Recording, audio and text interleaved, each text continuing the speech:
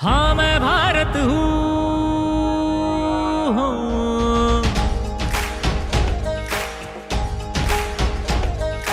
हाँ मैं भारत हूँ, हाँ मैं भारत हूँ, हाँ मैं भारत हूँ, हाँ मैं भारत हूँ। युद्ध भी हूँ, बुद्ध भी हूँ, राम भी हूँ, कृष्ण भी हूँ। हाँ मैं भारत हूँ, हाँ मैं भारत हूँ। जल में भी हूँ, नभ में भी हूँ, थल में भी हूँ, रण में भी हूँ। महावीर भी हूँ, गुरु गोविंद भी हूँ, वेद पुराण भी हूँ, गीता का ज्ञान भी हूँ।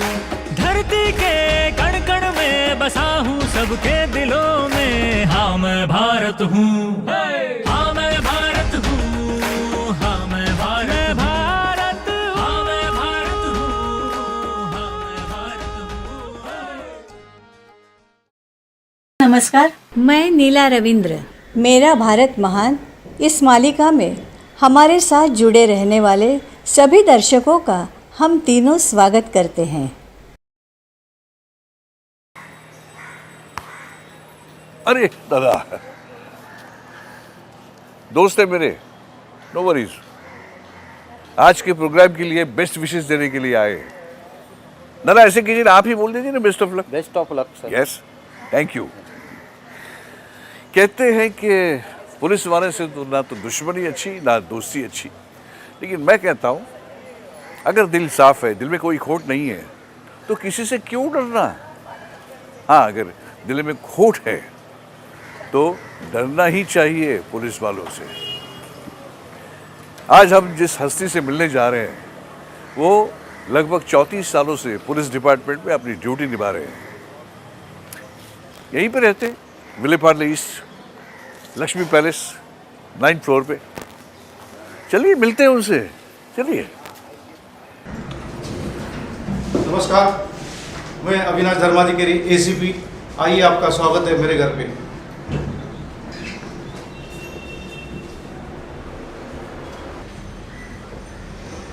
आइए आपको हमारी फैमिली से मिलाता हूँ। ये है मेरी अर्धांगिनी अनुजा धर्माधिकारी और ये है मेरे सुपुत्र अनिरुद्ध धर्माधिकारी। ये है हमारा छोटा सा परिवार।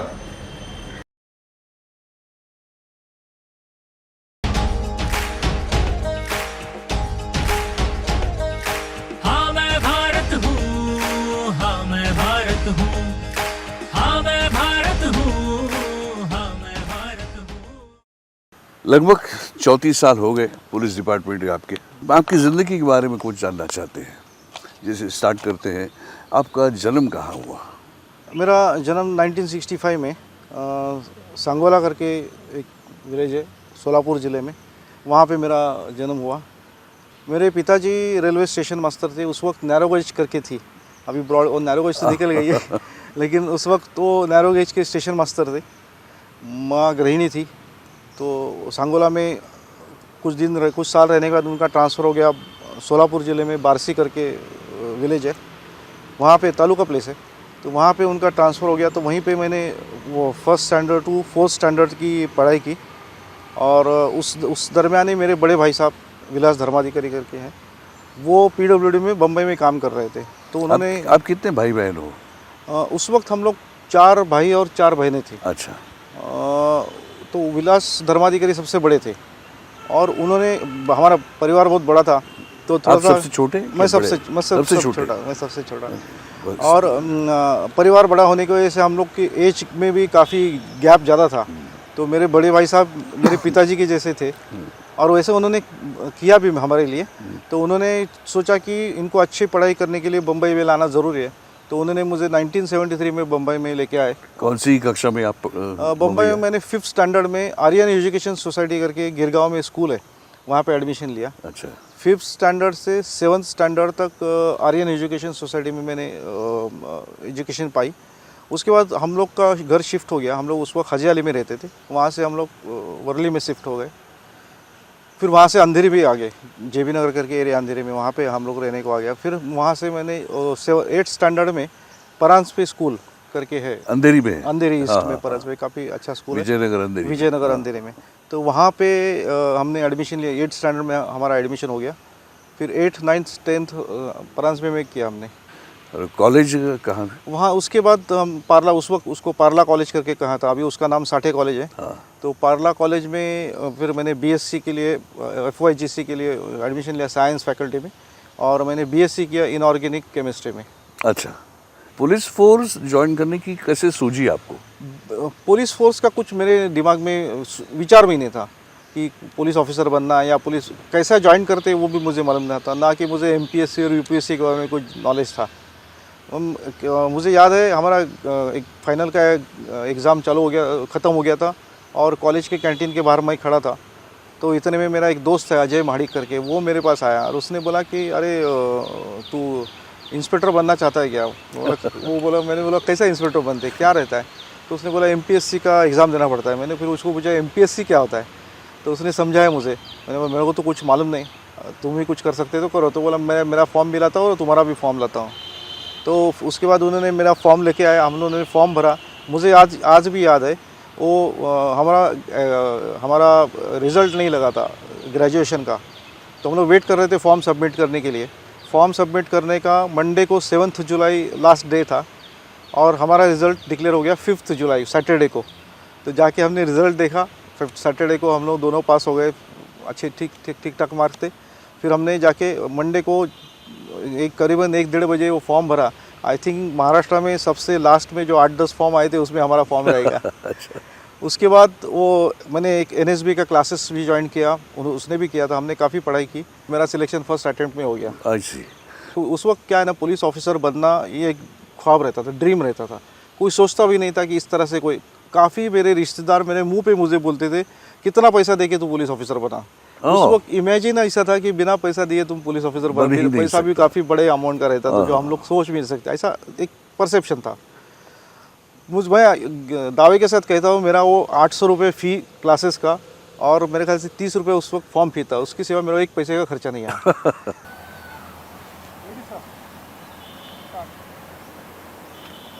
तो यहाँ से शुरुआत हुई थी आपकी ट्रेनिंग की? यस, 1988 में 88 में एज ए सब इंस्पेक्टर करके मैंने यहाँ पे ट्रेनिंग के लिए ज्वाइन किया था। 15 जून 1988 प्रिसाइज डेट। फर्स्ट टाइम ये ग्राउंड देखा था मैंने उस वक्त। और 34 साल बाद 2022 में आप यहाँ फिर से हैं। आप अभी भी स्टूडेंट्स को पढ़ाते हैं, ट्रेनिंग्स को पढ़ाते हैं, कैसा लगता है आपको? रियली प्राउड फील हो जाता है कि जिस इंस्टीट्यूशन में मैंने स्टार्ट किया, अभी इंस्टीट्यूशन काफ़ी बदला है, काफ़ी तरक्की की है, यहाँ पे काफ़ी फैसिलिटीज़ है। अभी जो स्टूडेंट्स हैं उनको तो हमसे बहुत ज़्यादा फैसिलिटीज़ है। ट्रेनिंग हालांकि वैसा ही है, मतलब ट्रेनिंग का स्टैंडर्ड अच्छा मेंटेन किया गया है, एडवांस ट्रेनिंग भी दिया जाता है, और टेक्नोलॉजी जो अभी बढ़ रही है उस हिसाब से भी ट्रेनिंग दिया जा रहा है।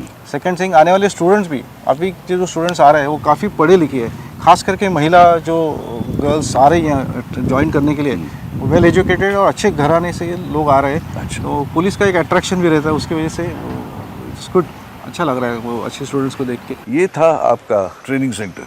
यस। 34 साल पहले आप यहाँ ज्वाइन हो गए, यहीं पे ज्वाइन किया, और आज 34 साल के बाद आप रिटायर भी यहीं से हो रहे हैं? यस, दुनिया गोल है इसका एक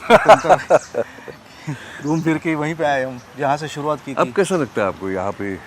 एक प्रसन्नता का, एक पूर्णता का अनुभूति आता है। हाँ। सेकेंड थिंग, अभी जो हमने सीख ली इस 34 साल के करियर में, वो हम इस डिपार्टमेंट को देके जा रहे हैं, नेक्स्ट जनरेशन को बना रहे हैं, इसका एक सेटिस्फेक्शन है। और हो सकता है कि ये बच्चे जब आगे जाके अच्छे ऑफिसर्स बनेंगे तो कहीं ना कहीं तो वो हमारे नाम का जिक्र ज़रूर करेंगे कि हमको, जैसा मुझे आज भी याद है कुछ हमारे जो लेक्चरर्स थे उनके नाम और उनकी सीख इतने सालों के बाद भी मुझे याद है। हाँ। अगर अच्छी सीख दी तो डेफिनेटली आदमी के दिमाग में कायम रहती है, तो वो मेरी कोशिश हर वक्त रहती है।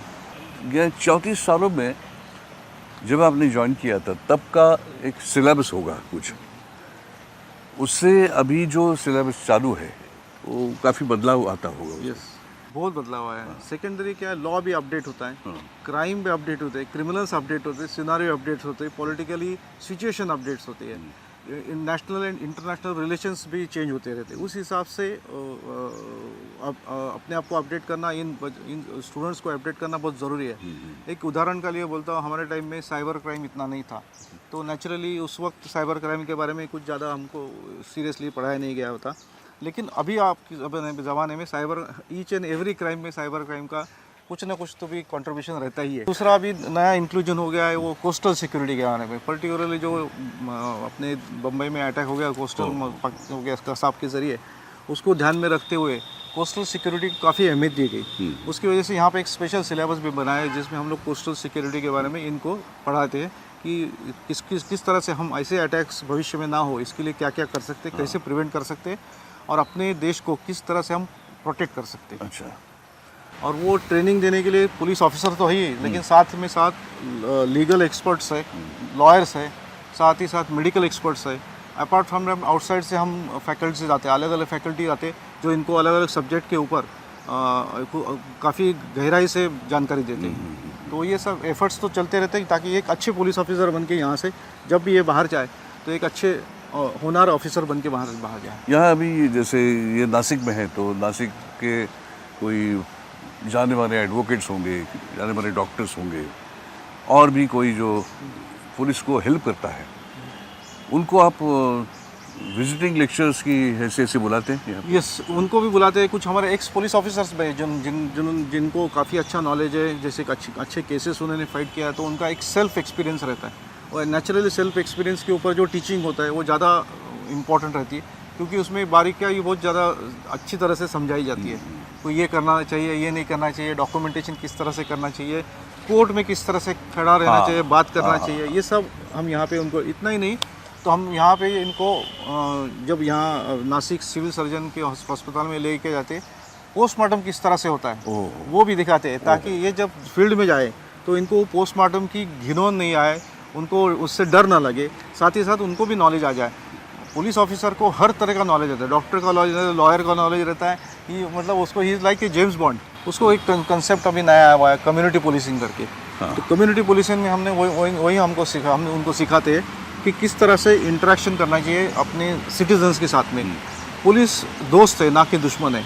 सेकेंड थिंग ऐसा है कि जो अच्छे इंसान है, जो लॉ अबाइडिंग सिटीजन्स है, वो पुलिस को अपना दोस्त माने, और जो कानून के विपरीत काम करते हैं उनको तो पुलिस का डर रहना ही चाहिए, कानून का डर रहना ही चाहिए।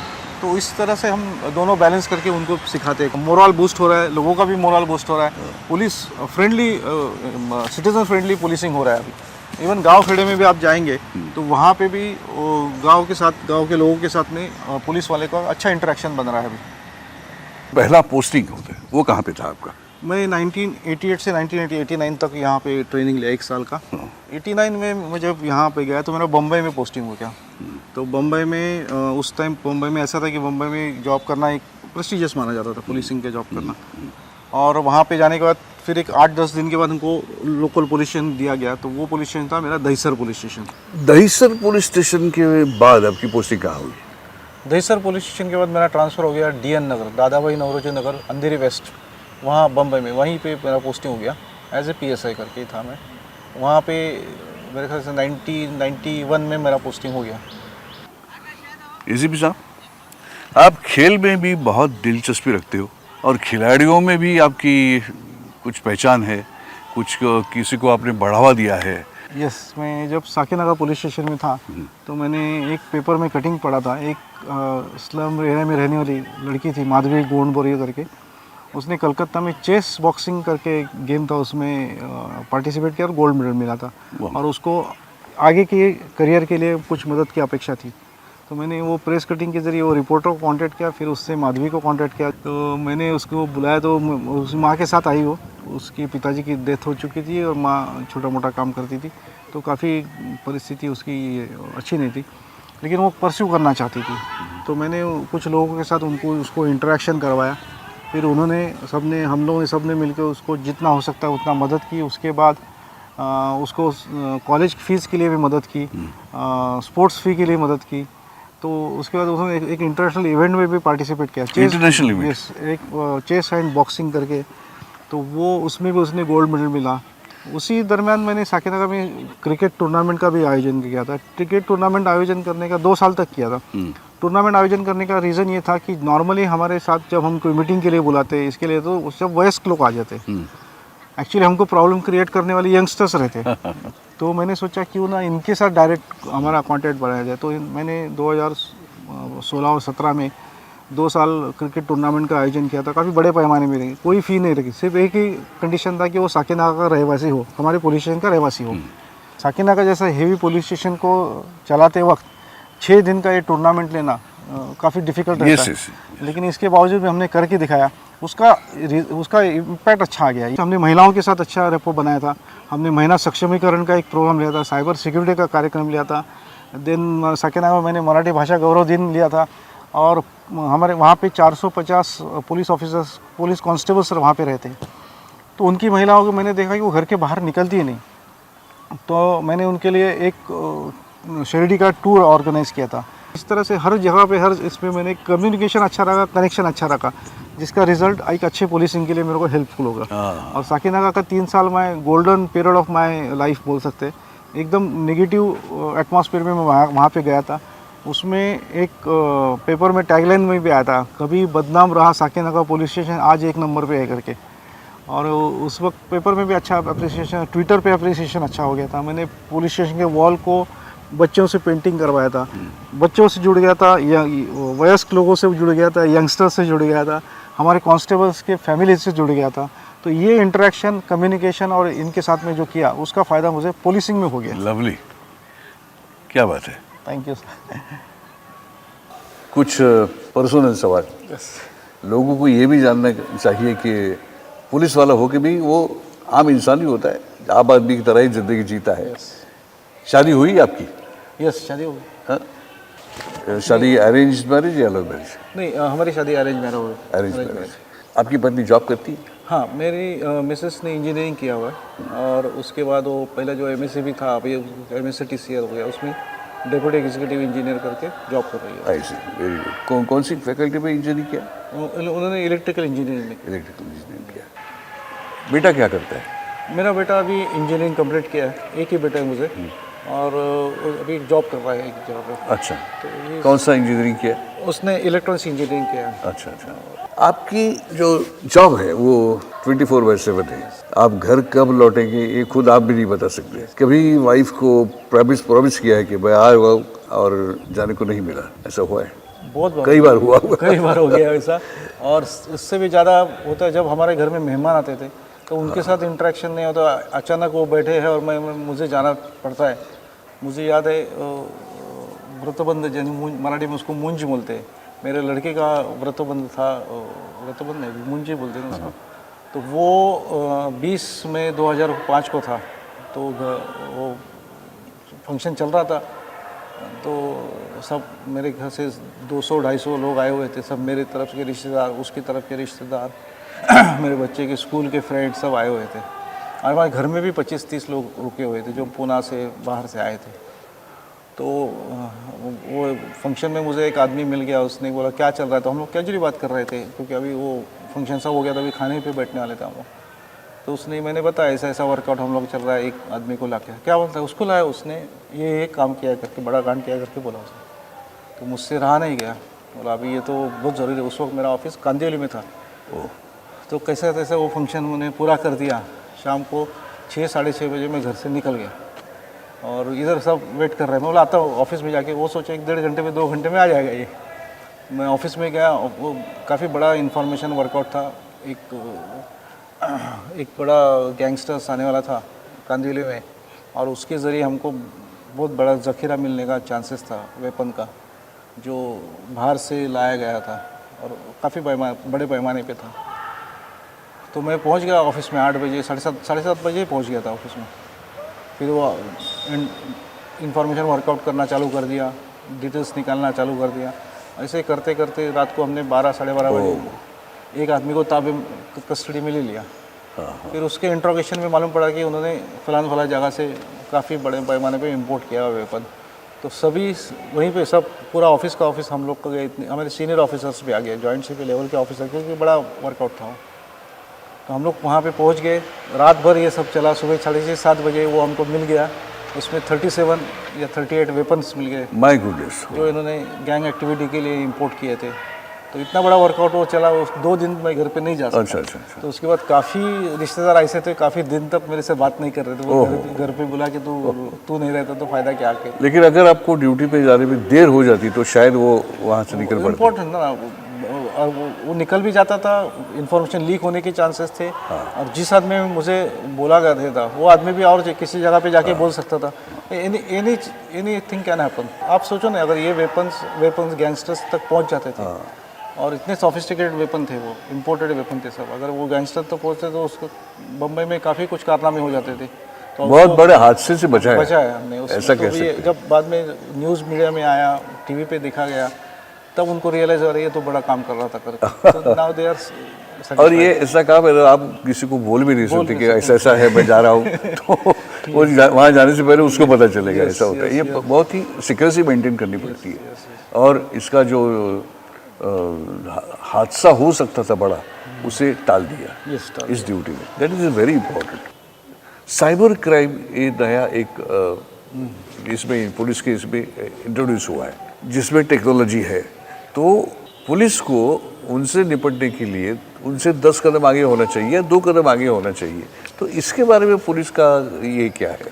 अभी हमारा साइबर क्राइम का रेगुलर ट्रेनिंग होता है, cyber how to detect, how to prevent करके। ये भी मुंबई में होता है? मुंबई में होता है हमारे पुलिस डिपार्टमेंट। साथ ही साथ हर पुलिस स्टेशन में साइबर एक्सपर्ट्स अपॉइंट किए, मतलब हमारे ऑफिसर्स में से बड़े कांस्टेबल भी रहा, कांस्टेबल को भी अच्छा नॉलेज रहता है उसमें, तो वो उसको भी अपॉइंट किया जाता है साइबर एक्सपर्ट करके, और उनके पास टूल्स दिया जाता है। और पुलिस स्टेशन लेवल पे, फिर पुलिस स्टेशन लेवल पे नहीं हुआ तो क्राइम ब्रांच लेवल पे, साइबर क्राइम का एक क्राइम ब्रांच है, उस लेवल पे इन्वेस्टिगेशन किया जाता है। लेकिन इस पर ट्रेंड है। अभी आपने एक वेब सीरीज भी आया था, देखो जमतारा करके एक जगह है, वो पूरा गाँव का गाँव इसमें इलीगल एक्टिविटीज़ में काम करता है साइबर क्राइम में। तो साइबर क्राइम को प्रिवेंट करने के लिए सबसे बड़ा हथियार है अवेयरनेस। साइबर क्राइम को प्रिवेंट करना है तो अवेयरनेस, ज़बरदस्त अवेयरनेस की ज़रूरत है। एसीपी साहब, आपका सीनियर सिटीजन्स और जनरल सिटीजन्स के साथ आपका घुल मिल जाना बहुत अच्छा है, आपके फ्रेंड सर्कल बहुत अच्छा है, आप सबसे दोस्ती कर सकते हैं और ऐसी ऐसे बात करते हैं तो लोगों को भी लगता है कि इनसे बात करें, इससे डरते नहीं आपको से बात करने के। कुछ फैक्ट भी बताते होंगे आपको, शायद उसका तजुर्बा भी होगा। लेकिन आप जहाँ रहते हैं, अभी पार्ला में रहते हो, तो आसपास के लोग आपका नाम बड़ी इज्जत से और बड़ी फ़ख्र से लेते हैं। तो ये जो आपने कुछ इस्टेब्लिश किया है, पुलिस स्टेशन में नहीं, मैं बाहर की बात कर रहा हूँ, जो नॉर्मल सिटीजन्स की बात है, तो ये कैसा आपने किया? ये मेरा पूरा ट्रांसफॉर्मेशन हो गया। 2015 से पहले का पुलिस ऑफिसर और 2015 के बाद का पुलिस ऑफिसर, टोटली ट्रांसफॉर्मेशन हो गया। मैं 2015 में साकिनगर पुलिस स्टेशन में गया, वहाँ पे काफ़ी प्रॉब्लम था। मैंने वहाँ पे एक रियलाइज़ किया कि आम जनता का पुलिस के ऊपर से पूरा विश्वास हट गया था। तो वो गैप, कम्युनिकेशन गैप काफ़ी था। तो इसको फील करने के लिए ऑन और ओन अप्रोच करना बहुत ज़रूरी है। वो अपने पास आए, उससे अच्छा है कि हम उनके पास चले जाए। और वैसा भी पुलिस के पास आने के लिए पब्लिक रिलेक्टेंसी रहती है। ये सोच के मैंने फिर वहाँ पे अलग अलग इवेंट्स लेना चालू कर दिया, इंटरेक्शन करना चाहिए। उसमें मैं नाहर का जो सीनियर सिटीज़न ग्रुप्स था, उनके मीटिंग में जाता था, सो उनके साथ इंटरेक्शन करता, उनको भी अच्छा लगता था। इतना ही तो नाहर के कुछ ऐसे लोग थे, रिटायर्ड लोग थे, वो शाम को चाय पीने के लिए मेरे पास आते थे, तो मैं उनके साथ भी इंटरेक्ट करता था, कभी किसी को नाराज़ नहीं किया। और मैंने एक देखा कि उनका, हम लोग जब इंटरेक्ट करते हैं ना, तो उनकी तरफ से वो एरिया का जानकारी बहुत अच्छी तरह से मिलता है। वहाँ पे क्या हो रहा है, कौन क्या कर रहा है, उनकी अपेक्षा, इवन हमारे स्टाफ के बारे में भी अच्छी जानकारी मिलती है कि भाई ये फलाना ऑफिसर अच्छा काम कर रहा है, ये ऑफिसर पे ज़रा ध्यान रखो। इस तरह के भी तो एडमिनिस्ट्रेशन के लिए भी काफ़ी हेल्पफुल रहता है, पुलिसिंग के लिए भी हेल्पफुल रहता है। जहाँ तक पार्ला का सवाल है, मैं पार्ला में रहने वाला हूँ और पार्ला में मेरा पोस्टिंग होने से पहले मैं काफ़ी एक्टिव था, क्योंकि मैंने 2-4 इवेंट किए थे। जैसे हम 27 फरवरी को जागतिक मराठी भाषा गौरव दिन करते, उसको 1-2 इवेंट लिया था मैंने। उस इवेंट में हमने काफ़ी बड़े बड़े साहित्यिक लोगों को फेलिसिटेट किया था, मराठी एक्टर एक्ट्रेस को फेलिसिटेट किया था, ऑर्केस्ट्रा रखा था। उस वक्त इंटरेक्शन अच्छा हो गया था, वहाँ के जितने भी फिल्म इंडस्ट्री से जुड़े, साहित्यिक क्षेत्र से जुड़े हुए लोगों से इंटरेक्शन हो गया था। उसके बाद मैंने देखा कि इंटरेक्शन करने के लिए सबसे बढ़िया और सबसे फास्टेस्ट और अच्छा ज़रिया है सोशल मीडिया, और व्हाट्सअप को तो आजकल सोशल मीडिया में सबसे ज़्यादा इंटरेक्ट किया है। तो मैंने जब यहाँ पार्ला में था मैंने तो मैंने एक व्हाट्सअप ग्रुप बनाया था, वो ग्रुप का नाम दिया हुआ है ACP 100 करके। तो ACP 100 group, I was expecting कि 100 लोग से कम ही रहेंगे, लेकिन अभी उसके ऊपर ऑलमोस्ट 180 से ज़्यादा मेंबर है।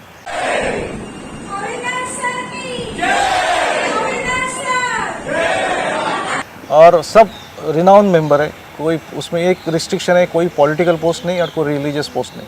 बाकी हमारे एरिया के लिए सेफ़, सिक्योर और अच्छा करने के लिए क्या क्या करना चाहिए, क्या सुझाव देने चाहिए, क्या हम बेस्ट कर सकते हैं।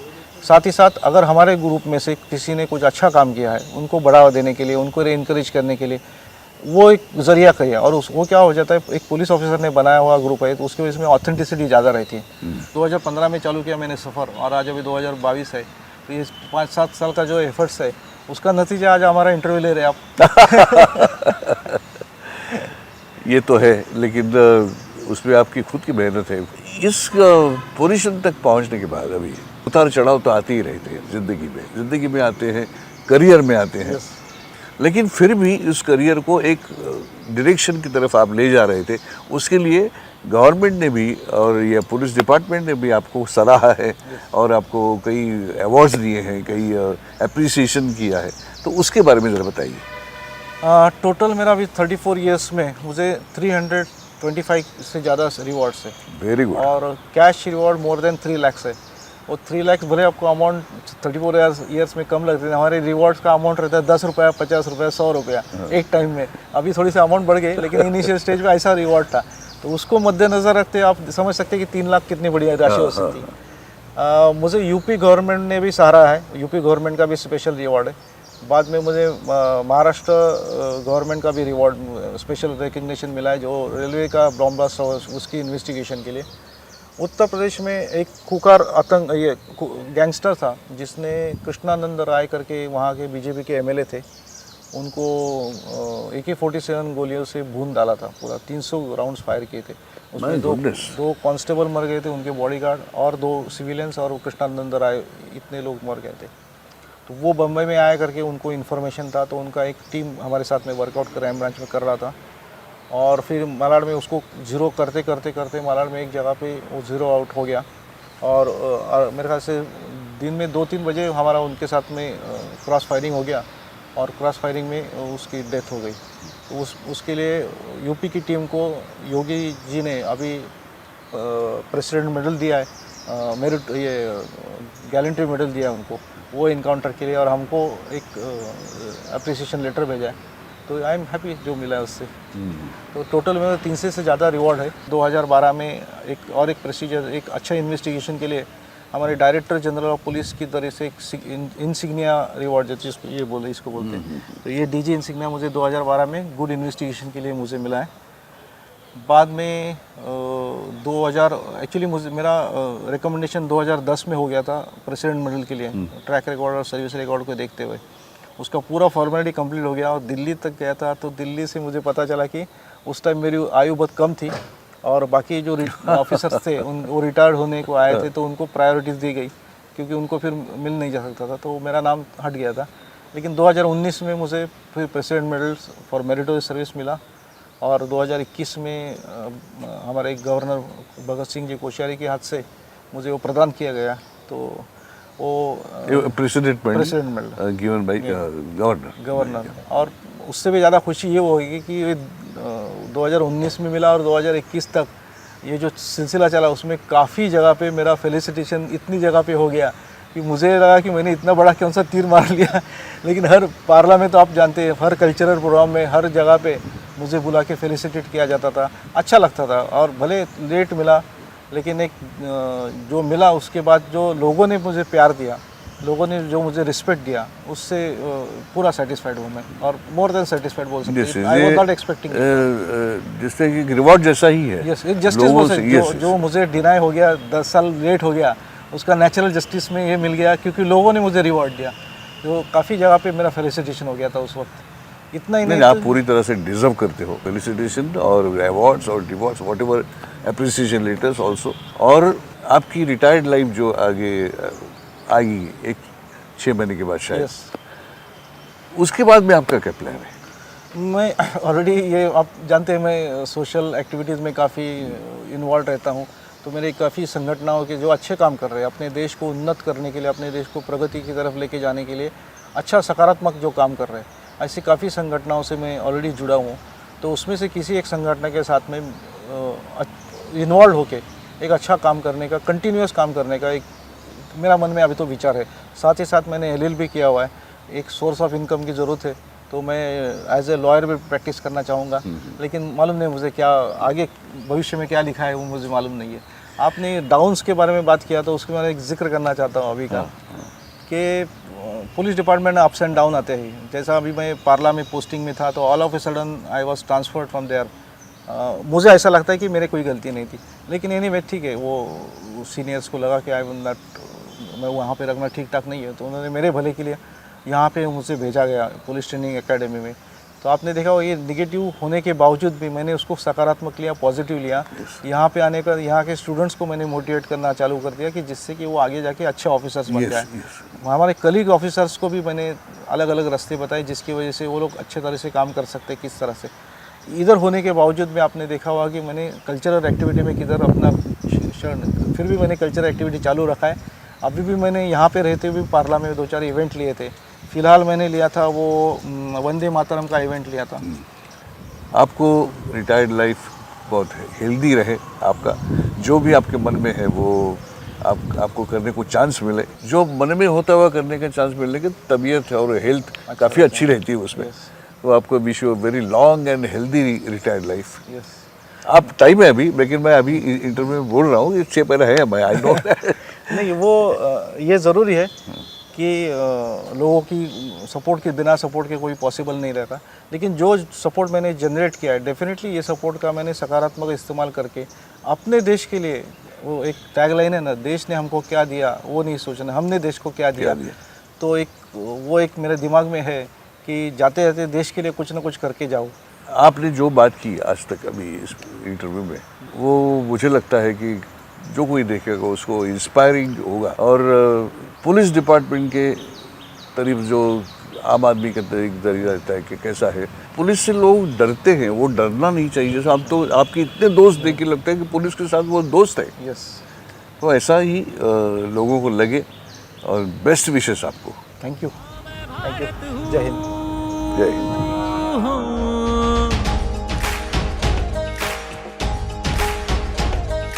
हाँ मैं भारत हूँ, हाँ मैं भारत हूँ, हाँ मैं भारत हूँ, हाँ मैं भारत हूँ। युद्ध भी हूँ, बुद्ध भी हूँ, राम भी हूँ, कृष्ण भी हूँ, हाँ मैं